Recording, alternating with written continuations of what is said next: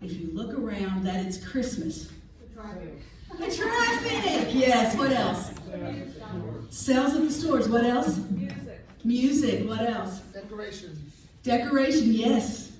What, Adrian? They just forget Tom Turkey Day and yeah, skip over Thanksgiving. Okay, you're not going to believe this, but I saw Valentine's stuff in the store yesterday. I just hate that.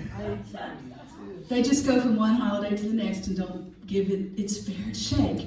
So the weather, I mean, you know, when it gets cold, it's starting to get around that time. Yeah, there's a lot of signs, if we look, that tells us that it's Christmas.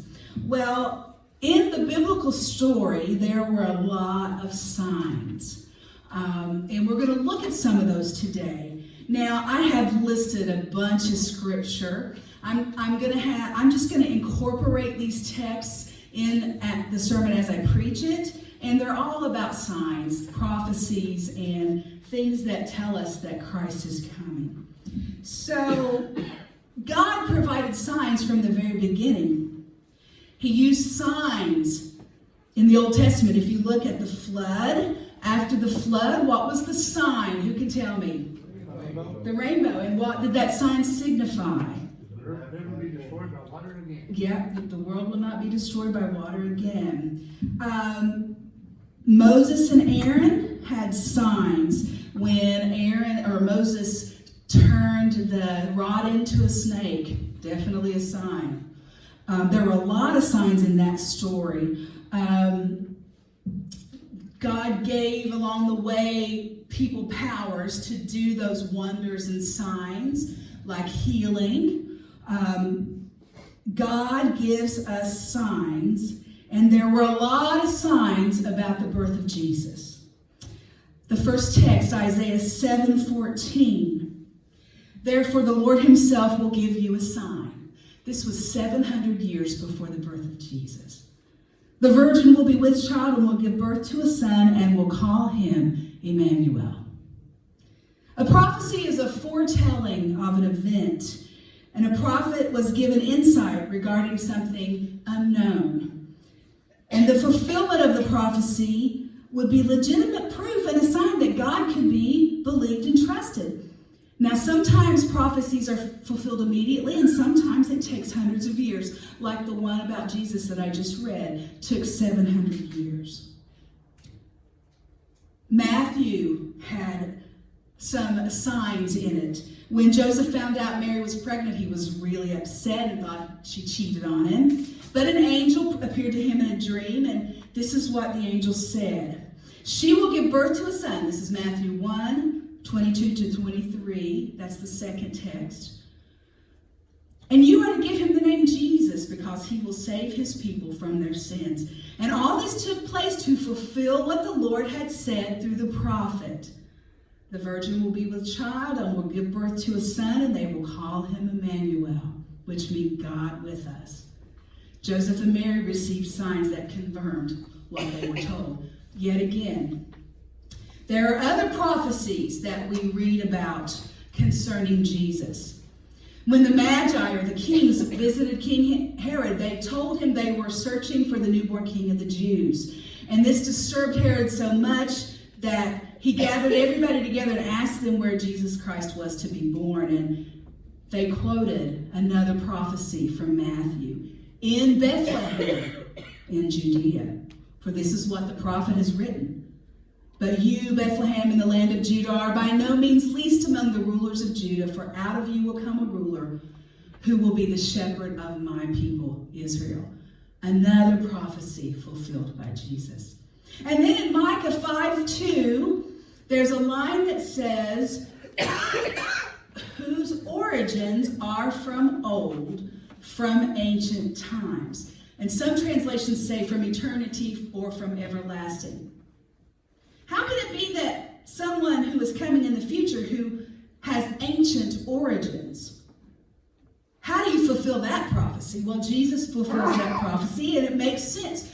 Jesus has been and always will be, because Jesus is God, and his birth was his taking on flesh. It wasn't the beginning of his existence, just the continuing. and he will continue forever. So once again, Jesus fulfills this prophecy from Micah 5:2. John 1:1-2. In the beginning was the Word, and the Word was with God, and the Word was God. He was in the beginning.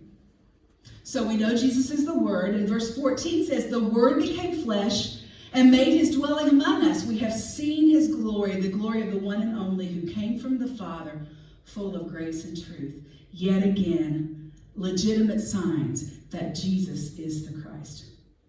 One more birth prophecy. Herod told the wise men to come back and tell them where Jesus was so he could go and worship too. But that was a trick. And the wise men were told in a dream to not go back to Herod, so they left another way. When Herod found this out, he was furious and ordered that all males 2-year-old and under would be killed, hoping to kill this rival king. But before this happened, an angel came to Joseph and said, take Mary and go to Egypt and stay there until I tell you to come back, fulfilling another prophecy out of the book of Matthew. So he got up, Matthew 2 says, took the child and his mother during the night and left for Egypt, where he stayed until the death of Herod. And so was fulfilled what the Lord had said through the prophet Hosea, out of Egypt I called my son. There are over 300 prophecies about the birth of Jesus. And Jesus fulfills every one of them. That's a lot of signs. There's your sign. I love that comedian Billy who says, here's your sign. That's a lot of proof. These fulfilled prophecies would be signs of confirmation that Jesus was the one the Jews had been waiting for all these years. Not something that a person could have orchestrated themselves. It had to be bigger and broader for all these things to come together. But some people don't see the signs, don't acknowledge the signs. Let's put it that way. One set of theologians who were very scientific-minded took a look at some of these prophecies and set out the odds, statistically, of how one man in history could fulfill only 8 of the 60 major prophecies by the life of Christ. He said the probability that Jesus of Nazareth could have fulfilled even 8 prophecies would be 1 in 1,017. That percentage is 1 with 17 zeros after it. Stoner claims that if you had that many silver dollars, it would be enough to cover the face of the entire state of Texas 2 feet deep. I've been to Texas, he says. Texas is a very big state. Who in his right mind would suppose that a blindfolded man heading out of Dallas by foot in any direction would be able, on his very first attempt, to pick up one specifically marked silver dollar out of that many? So he's talking about how in the world can somebody in their human form make these prophecies happen. The signs are a miracle that Jesus fulfilled by his coming. So we have the prophecies that are the signs. But there's another sign in the story, and it's called a baby in a manger. In Luke 2, the shepherds were out in their fields keeping watch over the flock by night, and what happened? An angel choir, a host of heavenly beings showed up. And it says they were really afraid. And they said, don't be afraid. We bring you good news of great joy for all people, because today a Savior is born for you, and he is Christ the Lord. And this will be a sign unto you. You'll find a baby wrapped in swaddling clothes lying in a manger. And suddenly the great company of the heavenly hosts appeared, praising God and saying, glory to God in the highest, and on earth peace to men on whom his favor rests. So when the angels left and went back to heaven, they said, come on, let's go to Bethlehem and see this sign. Let's see what the Lord told us about. Now let's think about it. What are the chances of a newborn baby being in a manger? Not very much. A stinky manger, for that matter.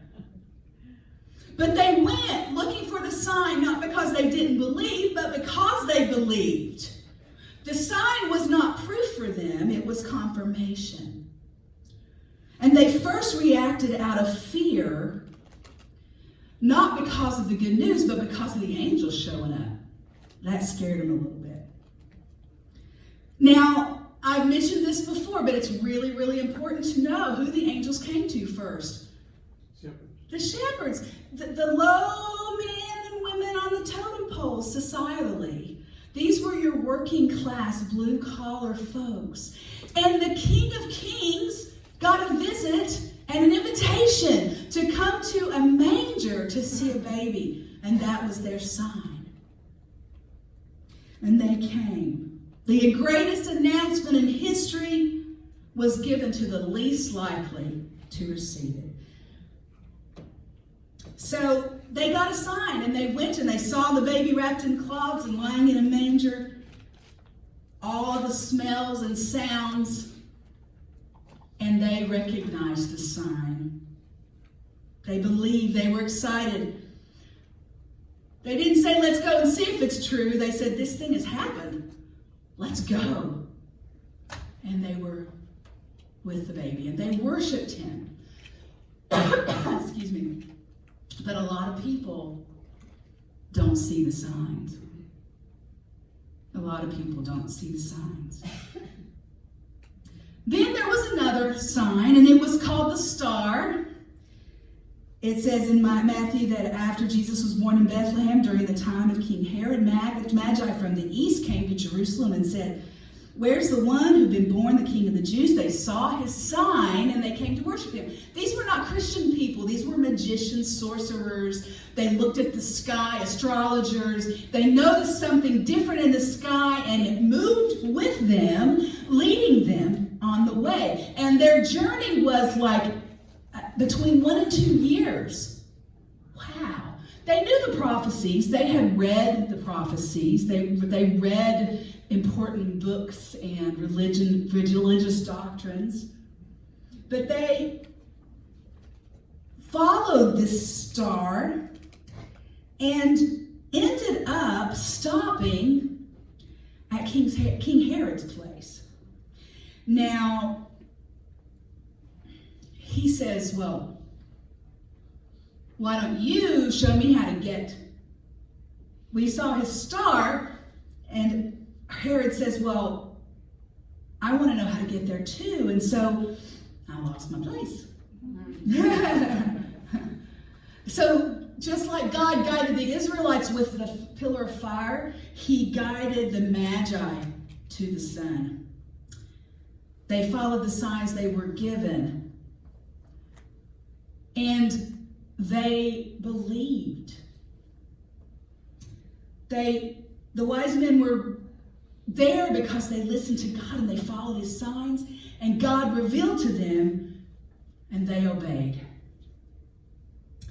It says in Matthew 2, after they heard the thing, they went on their way, and the star they had seen in the east went ahead of them until it stopped over the place where the child was.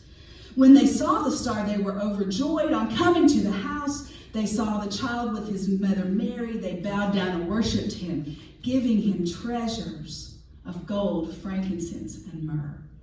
Who can tell me what the significance of these treasures were? Gold, fit for a frankincense, was a spice used in worship, and gold, frankincense, and myrrh was used in burial. So that foretold of Jesus' death. So we have the King, the Son that we worship, and the risen Savior who died and rose again, represented in those gifts. So the question today is, do you see the signs? Are there things that you see in your life that you need to pay close attention to? That God is trying to show you something? I've told this story before, but there was a guy in the middle of a flood, and he crawled up on his roof, and somebody came by in a boat, and they said, hey, you want to get in? He said, no, I'm waiting for God to rescue me. Another guy came by in a boat, he said, no, God's going to rescue me. Somebody came by in a helicopter and said, hey, you better get in. No, God's going to rescue me. I'm waiting for a sign. He missed the whole point. I hope eventually he got it. I don't know the end of that story because it's just a metaphor. But how many times do we see the signs of God at work and don't recognize it or choose to ignore it? Even in the midst of terrible things like a flood. Do you see the signs? Will you pray with me? Gracious, loving God, we want to be aware